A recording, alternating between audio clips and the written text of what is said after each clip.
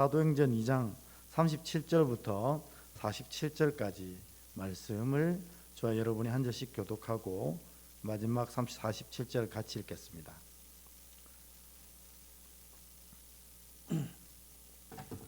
사도행전 2장 37부터 47 제가 먼저 읽겠습니다. 사도행전 2장 37절입니다. 그들이 이 말을 듣고 마음에 찔려 베드로와 다른 사도들에게 물어 이르되 형제들아 우리가 어찌할꼬 하거늘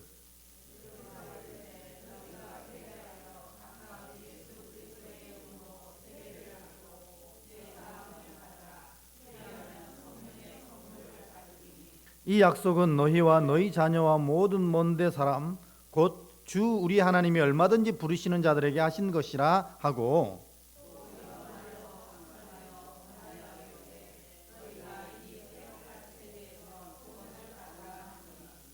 그 말을 받은 사람들은 세례를 받음에 이날에 신도의 수가 3,000이나 더하더라.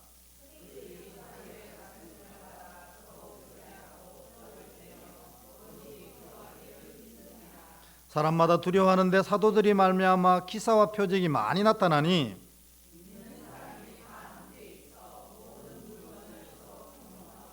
또 재산과 소유를 팔아 각 사람의 필요에 따라 나눠주고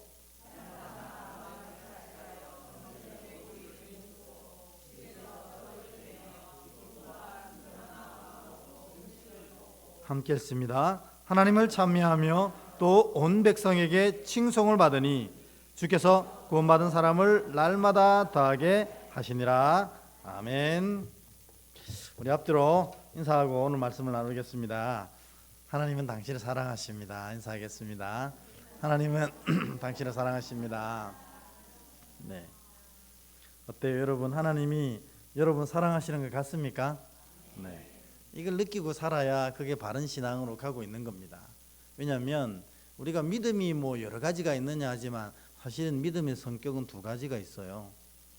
첫 번째 뭐냐면 이 말씀이 맞는지 안 맞는지 여러분 잘 많이 들어보고 평가하시면 좋겠어요. 첫 번째는 구원받는 믿음이 구원받을 만한 믿음이 있다는 거예요. 이 말이 맞습니까? 구원받을 만한 믿음. 근데 사실 이게 맞기도 하고 틀리기도 합니다. 왜냐하면 구원이라는 궁극적으로 우리의 역할이 아무것도 없거든요.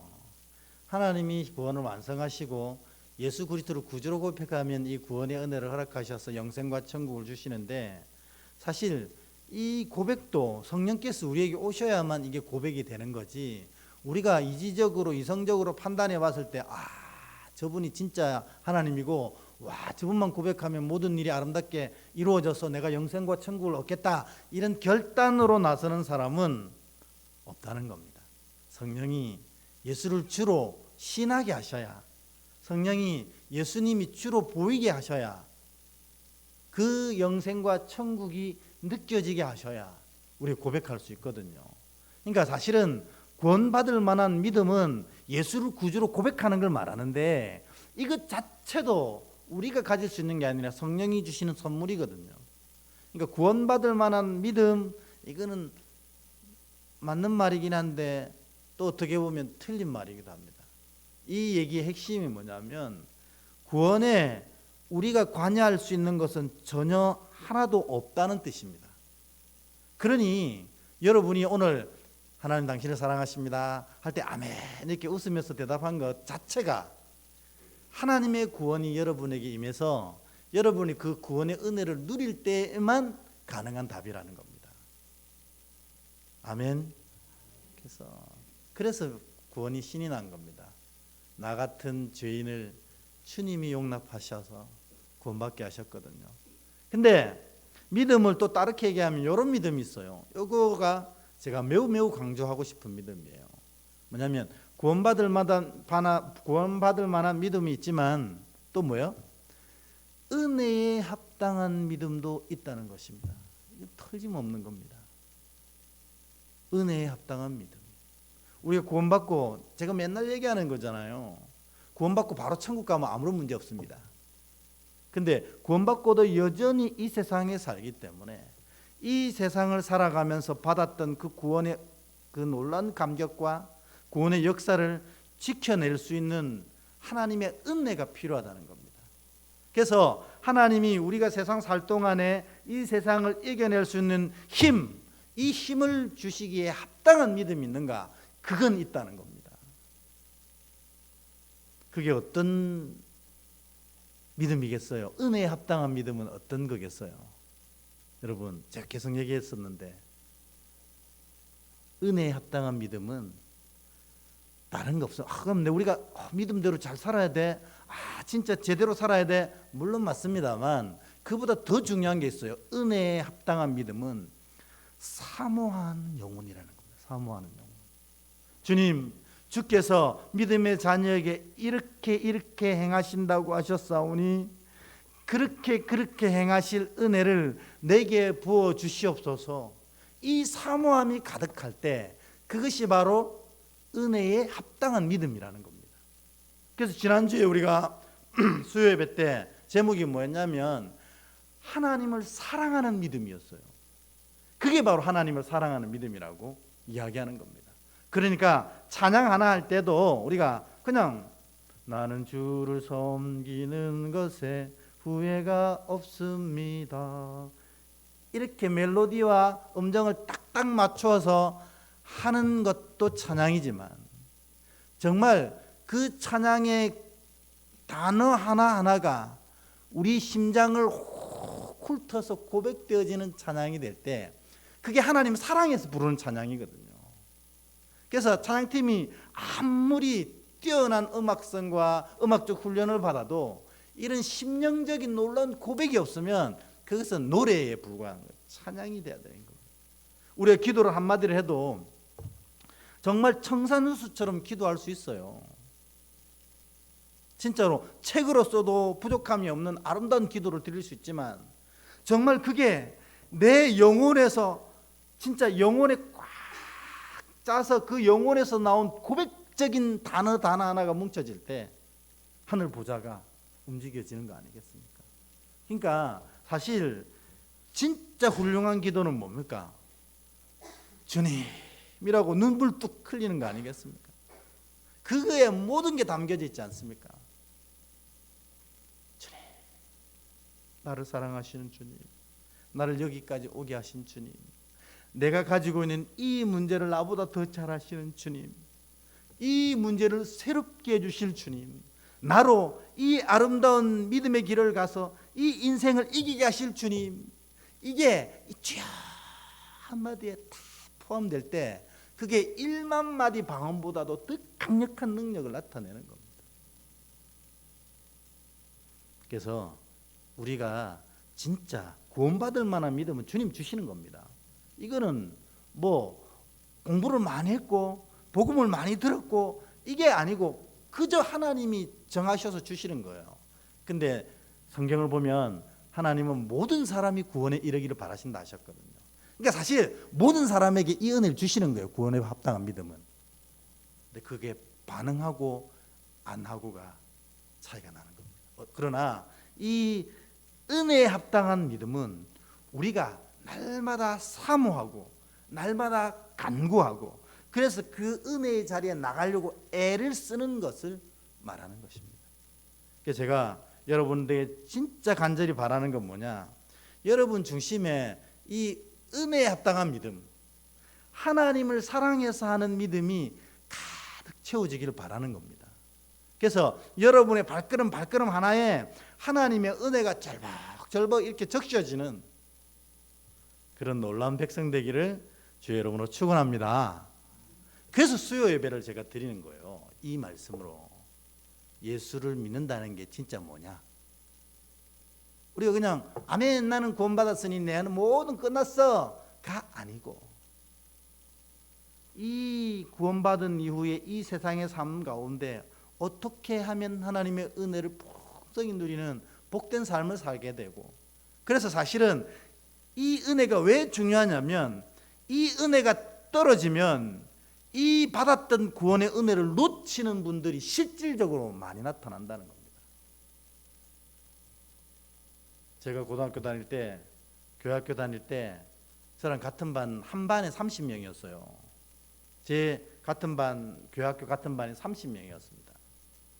근데 지금 목사고 뭐고 다 포함시켜서 그 중에 아직도 교회 다니는 친구가 몇 명 되지 않습니다. 제가 이렇게 세어보니까 그 애들 중에 연락이 안 되는 애들은 잘 모르겠고 그 애들 중에 이렇게 세어보니까 5손가락 안에 들더라고요. 목사를 포함해서 그 30명의 아이들 중에 아직도 예수 믿고 있는 아이들이 5명밖에 안 된다는 거예요. 그럼 나머지 25명 뭐예요?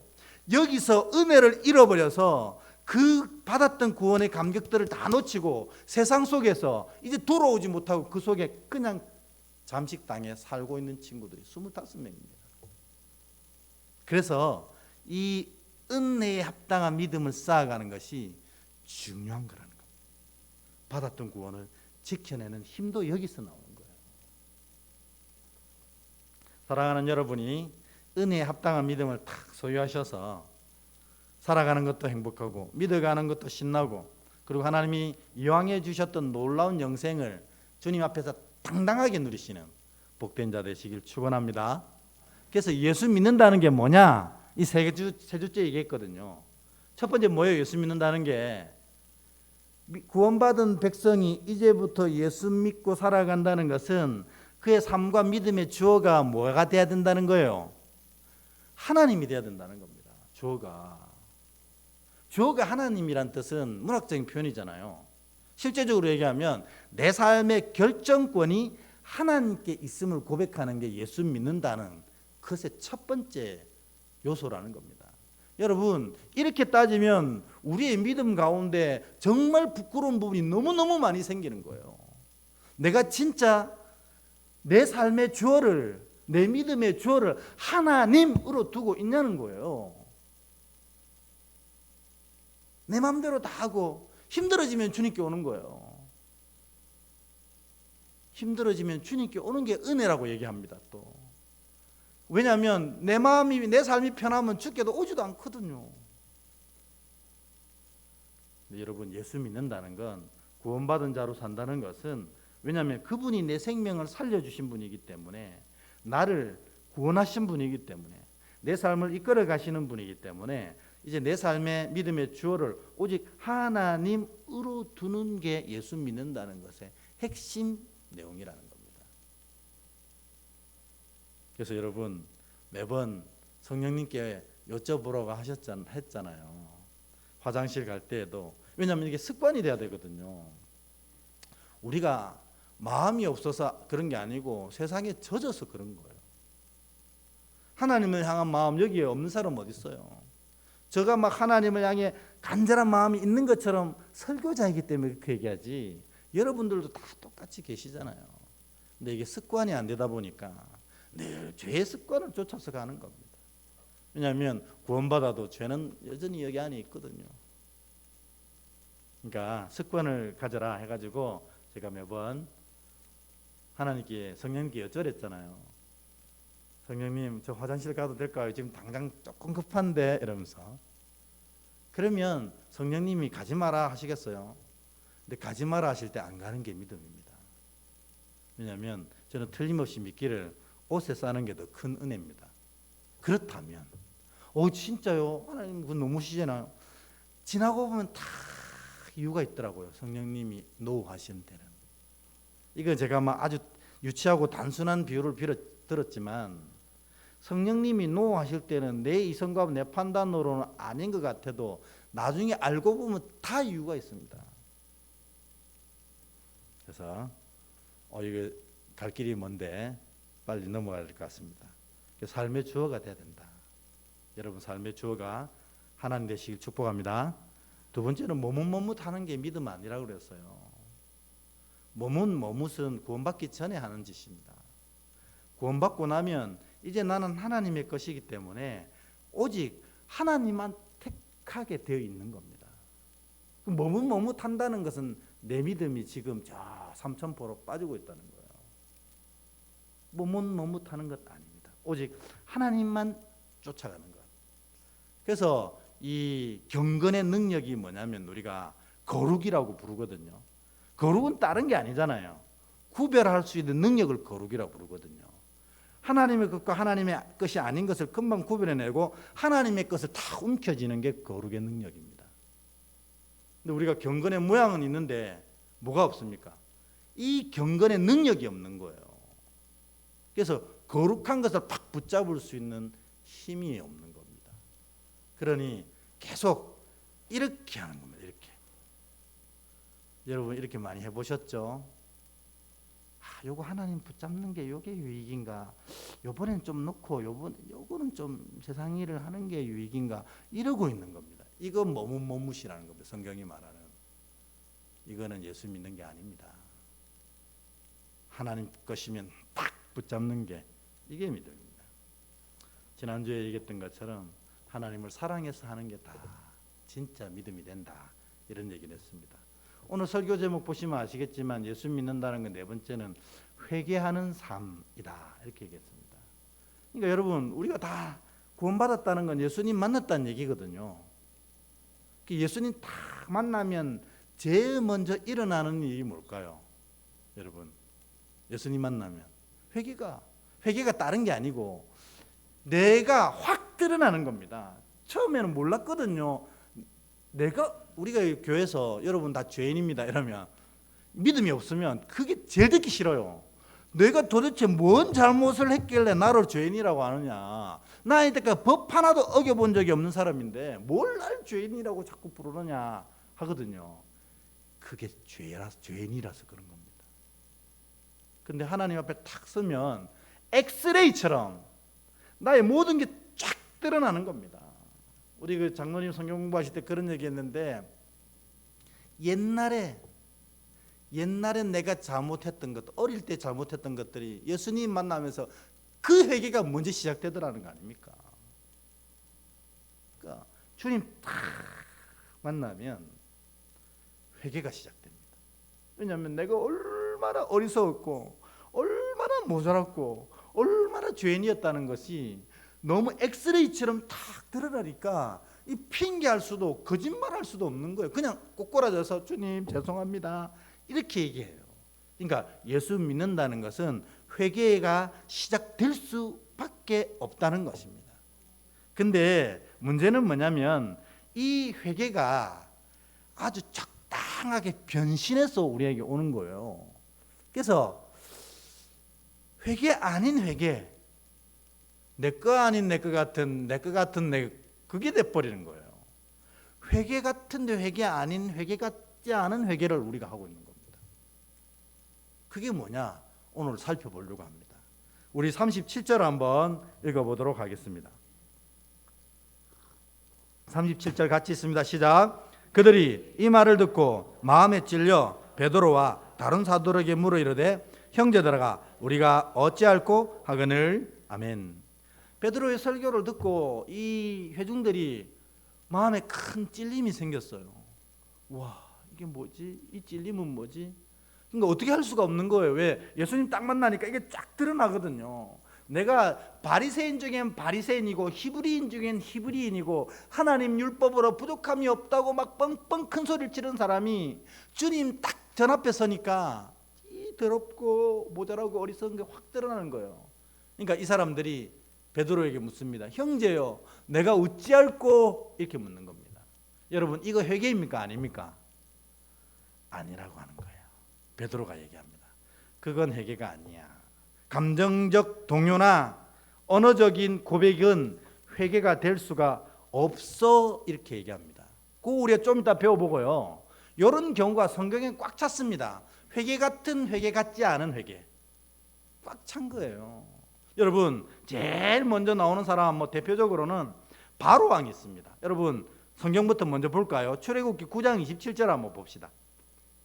출애굽기 9장 27절 같이 있습니다. 시작. 바로가 사람을 보내어 모세와 아론을 불러 그들에게 이르되 이번에 내가 범죄하였노라. 여호와는 의로우시며 나와 내 백성은 악하도다. 아멘. 이게 뭐냐면 애굽의 7번째 재앙을 부었을 때 바로가 고백한 거거든요. 여러분 혹시 7번째가 뭔지 기억하세요? 우박이에요. 우박이 온 애굽 땅에 와 내려가지고 그나마 조금 남아있던 모든 식물들을 다 죽이고 가축까지 죽이고 사람까지 하고 집도 와라락 무너지게 하고 난리가 난 거예요.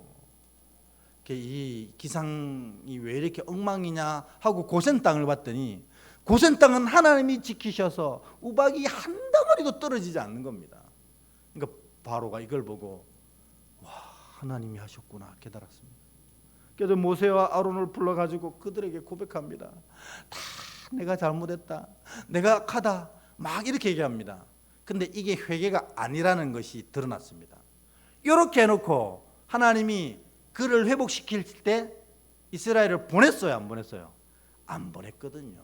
그냥 입으로만 감정적으로만 변화되었지 회개는 아니라는 거예요. 그러니까 여러분들도 하나님 앞에 하나님, 내가 너무 잘못했습니다. 내가 죽을 죄를 저질렀습니다. 이게 회개가 아니라는 사실을 여러분 기억해야 된다는 겁니다. 사울도 마찬가지입니다. 사울도 사무엘상 26장 21절을 한번 읽어보겠습니다. 26장 21절 같이 읽을까요? 시작. 사울이 이르되 내가 범죄하였도다. 내 아들 다윗아 돌아오라. 내가 오늘 내 생명을 귀하게 여겼은즉 내가 다시는 너를 해하려 하지 아니하리라. 내가 어리석은 일을 하였으니 대단히 잘못되었도다 하는지라. 아멘. 무슨 상황입니까? 다윗이 사울의 진까지 들어가서 사울을 죽이지 않고 그냥 나옵니다. 나중에 사울이 이 사실을 압니다. 자기는 정말 죽이려고 애를 쓰고 몸부림치는 다윗인데 다윗은 그렇지가 않았다는 거예요. 그래가지고 사울이 뭐라고 고백하냐면 다윗에게 내가 잘못했다, 내 아들아 이렇게 부릅니다. 그리고 자기가 대단히 잘못했다고 고백합니다. 그리고 나서 바로 조금 있다가 어떻게 합니까? 또 군대를 일으켜서 다윗을 죽이러 갑니다. 사울이 깊은 회개, 대단히 잘못했다고 얘기하는 것 같지만 그의 이 고백은 진짜 회개가 아니었던 겁니다.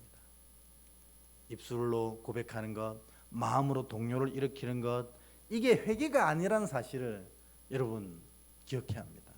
제일 심한 존재가 있습니다. 마가복음 1장 23, 24 한번 볼게요. 마가복음 1장 23, 24 같이 읽습니다. 시작. 마침 그들의 회당에 더러운 귀신 들린 사람이 있어 소리 질러 이르되 나사렛 예수여, 우리가 당신과 무슨 상관이 있나이까? 우리를 멸하러 왔나이까? 나는 당신이 누구인지를 아노니 하나님의 거룩한 자니이다. 아멘. 예수께서 이 땅에 탁 오셨을 때 예수가 하나님의 아들 거룩한 자라는 사실을 가장 먼저 깨달은 자가 누구냐? 마귀들입니다. 왜냐하면 마귀들은 우리보다 훨씬 지혜로운 영적인 존재거든요. 그러니까 예수님의 중심을 꿰뚫어 보고 그분이 하나님의 아들임을 너무나 잘 알게 된 거예요. 그러면 어떻게 됩니까? 하나님의 아들이니 회개하고 복음을 받아들이고 구원의 반열로 들어가야 되잖아요. 근데 그때부터 이 마귀들이 예수님을 방해하고 예수 믿는 사람들을 방해하기 위해서 혈안이 되어 애를 씁니다. 여러분, 이렇게 고백하는 게 회개입니까? 회개가 아니라는 사실입니다. 그러면 진짜 회개가 뭐냐? 이때까지 제가 했던 얘기는 우리가 입으로 주님 용서를 구합니다. 주님 죄송합니다. 주님 이 죄인을 용서하소서. 그리고 또 나 같을 죽을 죄인, 이렇게 하는 것은 성경이 말하는 구원을 이루는 회개는 아니라는 거예요. 그러면 진짜 회개는 뭐냐? 이게 베드로에게 이 유대인들이 물었습니다. 형제여, 우리가 어찌할꼬 했을 때 베드로가 이렇게 대답했습니다. 우리 38절부터 사도행전 2장 38절부터 40절 베드로의 대답을 한번 살펴보도록 하겠습니다. 같이 읽습니다. 시작. 베드로가 이르되 너희가 회개하여 각각 예수 그리스도 이름으로 세례를 받고 죄사함을 받아라. 그리하면 성령을 받으리니 이 약속은 너희와 너희 자녀와 모든 먼데 사람 곧 주 우리 하나님이 얼마든지 부르시는 자들에게 하신 것이라 하고, 또 여러 말로 확정하여 권하여 이르되 너희가 이 패역한 세대에서 구원을 받으라 하니 아멘. 여기 보면 회개가 틀림없이 구원을 이룬다고 합니다. 그런데 베드로가 얘기하는 회개의 핵심 내용은 두 가지라는 것입니다. 첫 번째 뭐냐면 죄 사함을 받으라는 것입니다. 이게 회개의 첫 번째 반이라는 거예요. 그러니까 우리는 하나님께 용서 구하며 제가 잘못했습니다 이렇게 하는 게 회개라고 생각하는데, 진짜 회개는 뭐냐면 이 용서를 구한 하나님께서 내가 너를 용서하노라 이럴 때 회개라는 거예요. 그러니까 하나님이 용서하지 않았는데 자기가 하나님 용서 구합니다 해놓고 그게 회개라고 생각하고 마음대로 살아내는 겁니다. 그게 회개 아니에요. 죄 사함을 받으라 하는 말은 하나님이 너의 죄를 용서하실 때까지 구하라는 것입니다. 그러니까 여러분, 회개가 단순하고 쉬운 게 아닙니다. 내가 잘못한 것이 있을 때, 잘못한 것을 깨달았을 때, 하나님께 이게 잘못했음을 아랠 때 하나님이 내가 내 죄를 사하노라 이렇게 하실 때까지 우리가 회개를 멈추어서는 안 된다는 거예요. 한마디 던졌다고 다 누가 해결됐다고 했습니까? 성경 전체가 그건 회개가 아니라고 오늘 베드로는 분명히 또 선언합니다. 죄 사함을 받으라는 것입니다. 하나님이 용서하실 때 그때 회개가 완성됩니다. 그러니까 우리가 회개를 너무 쉽게 생각하면 안 됩니다. 하나님이 내 죄를 사하실 때까지 이 죄와 잘못을 붙잡고 하나님 앞에 목숨 걸어야 됩니다. 주님, 주님, 두 번 다시 이런 죄를 저지르지 않게 하옵소서. 두 번 다시는 하나님 마음 아프지 않게 하옵소서. 근데 우리는 어떻게 합니까? 오늘 하나님께 간구하고 마음이 후련해집니다. 그리고 내일 또 그 짓을 똑같이 하는 겁니다. 그리고 또 마음이 불편하면 와서 하나님 용서 구하고 또 그 다음엔 또 똑같은 일을 반복하는 겁니다. 여러분, 왜 회개가 하나님이 용서하실 때까지 해야 됐나? 이 과정을 하나님이 원치 않으신다는 거예요. 다른 성경에 보면 이렇게 돼 있잖아요. 그런 행위를 뭐라고 부르냐면 개가 자기가 토한 것을 다시 먹는다는 겁니다. 돼지가 씻어놓고 다시 그 구유에 뒹구는 것하고 똑같다고 얘기하십니다. 왜냐하면 우리가 회개를 오해하고 회개를 너무 가벼이 여기기 때문에 그렇습니다.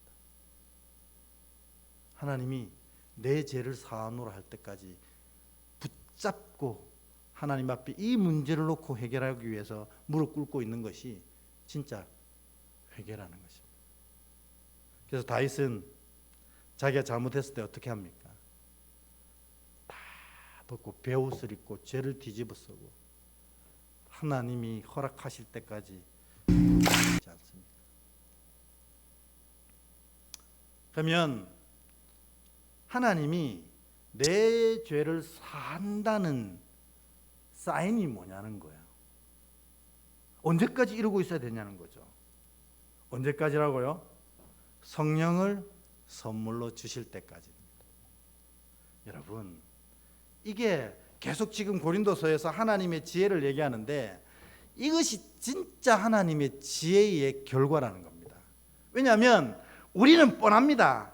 지금 용서받아도 내일 또 그 유혹이 오면 내일 또 그 일을 합니다. 안 그렇습니까? 저만 그렇습니까? 오늘 진짜 눈물과 콧물을 다 쏟아서 하나님께 회개하고도 조금 지나 똑같은 상황이 오면 또 똑같이 행동한다니까요. 이거를 막을 수 있는 건 딱 하나뿐이라는 걸 하나님 아시는 거예요.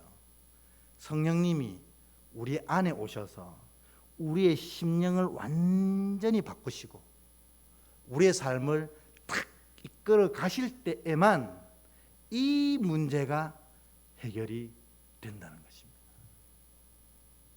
그래서 하나님이 내 죄를 용서하시는 사인으로 성령을 주신다는 말은 바로 그것이라는 겁니다. 이렇게 따지고 보면 결국에는 참된 회개도 내가 할 수 있는 게 아니라는 사실이 드러납니다. 참된 회개도. 왜냐하면 내가 하는 회개는 거짓 회개거든요. 오늘 용서 구하고 내일 범죄하고 모레 용서 구하고 그 다음날 또 범죄하는 그런 거짓 회개인데, 참된 회개는, 구원을 완성해내는 회개는 성령이 우리 안에 오셔서 우리의 마음 자체를 바꾸시고 그때부터 우리의 모든 삶을 탁 지시고 이끌어 가실 때까지 하는 것이 진짜 회개라는 것입니다. 그럼 이게 뭐예요? 이걸 우리가 뭐라 부르냐면 은혜, 이렇게 부르는 겁니다. 결국 회개도 하나님 은혜로만 가능한 것입니다. 그러니까 여러분이 혹시 하나님 앞에 회개해야 될 일이 있으면 반드시 회개하셔야 됩니다. 하나님 두 번 다시 마음 아프게 하시면 안 됩니다. 회개하실 때 어떻게까지 회개해야 된다고요? 성령이 내 마음을 온전히 새롭게 하실 때까지, 성령을 선물로 주실 때까지 그 제목을 놓고 기도해야 된다는 것입니다.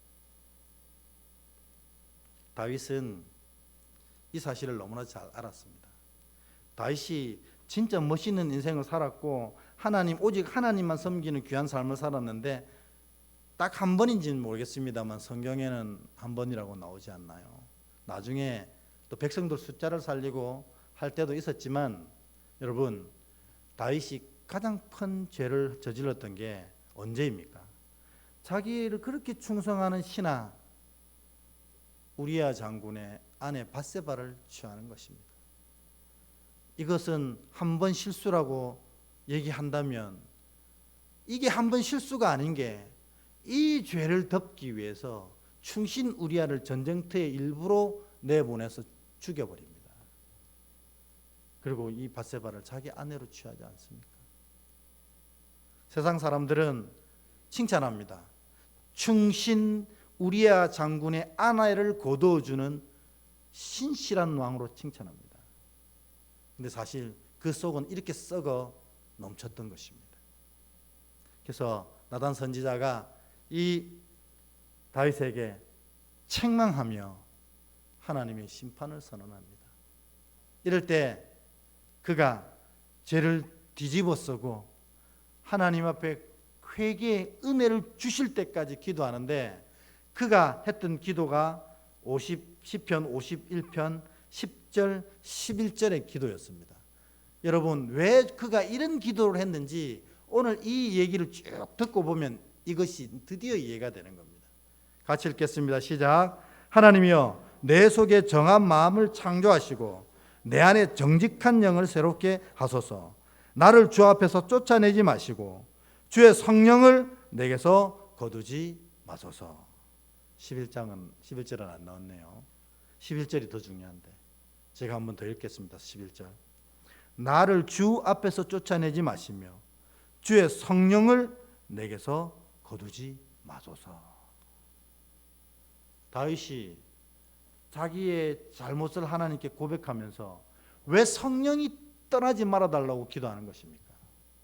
이 성령님이 회개의 주체고, 이 성령님이 믿음의 주체고, 이 성령님이 은혜의 주체이기 때문에 이분이 떠나가면 내 기도, 내 회개가 다 거짓된 것이 돼버리기 때문에, 왜?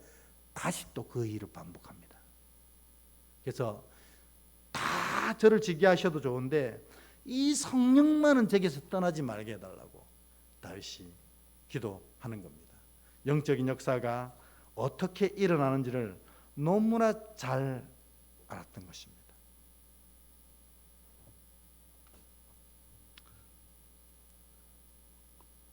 오늘 말씀을 맺겠습니다. 여러분, 믿음은 회개의 삶을 사는 것입니다. 믿음이 있는데 회개하지 않는다는 것은 그 믿음이 진짜 은혜에 합당한 믿음인지를 의심해 봐야 됩니다. 은혜에 합당한 믿음이지 못하면 구원을 받은 믿음도 흔들려 버리는 것입니다. 그래서 진짜 믿음은 회개의 삶을 사는 건데, 회개가 뭐냐면 입으로 주님 용서 구합니다, 이게 아니라는 거예요.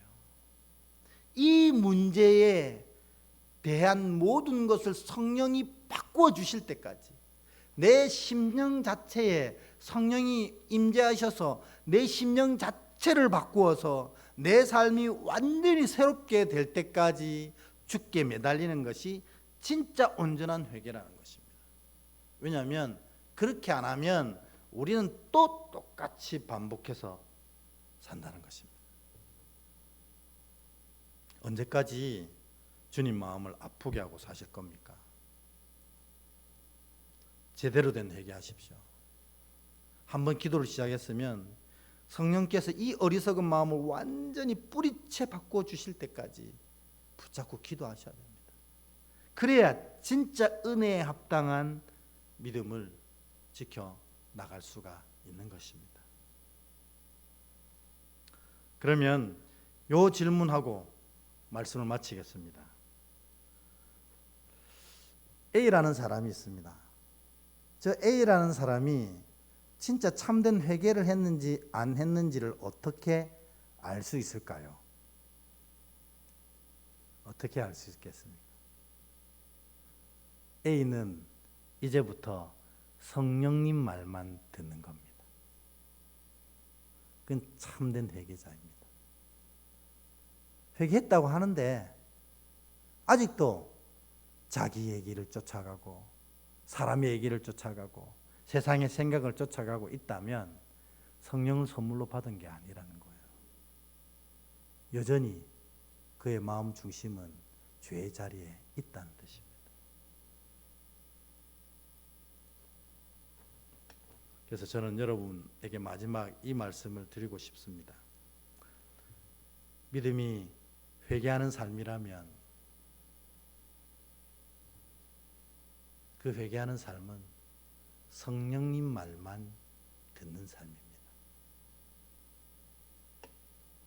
여러분이 정말 그렇게 되셔서 하나님이 이 삶을 이기도록 하시는 예비하신 은혜를 하나도 놓치지 않고 다 누리는 멋있는 인생 되시기를 주의 이름으로 축복합니다.